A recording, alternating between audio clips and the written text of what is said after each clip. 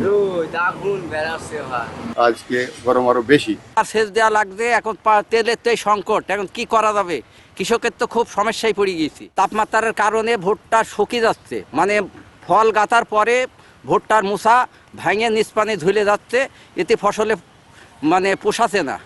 তো এখন আর মাঠে ধান আছে, ধানের জমি পানি খুব দূরত্ব লাগছে, আর সেচ দেওয়া লাগছে, এখন তেলের তো এই সংকট, এখন কি করা যাবে? কৃষকের তো খুব সমস্যায় পড়ে গেছি। প্রচন্ড রোদের রোদ বাইরে হতে পারছে না। এতে করে আমাদের যারা ব্যবসাদার আছি তাদের ব্যবসা বাণিজ্য ভালো হচ্ছে না। রাস্তাঘাট প্রায় ফাঁকা দেখা যাচ্ছে।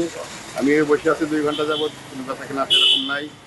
এতে করে আমরা খুব কষ্টে জীবনযাপন করছি। কালকেও গরম ছিল, কিন্তু কালকে বাতাস ছিল, আজকে কোনো বাতাস নেই। আজকে তাপমাত্রা, আজকে গরম আরো বেশি। 500 হয়নি ভাই, যে গরম পড়ছে, রোদ আগুন ছড়ছে, মানুষজন বেড়াচ্ছে না, রোদ আগুন বেড়াচ্ছে ভাই।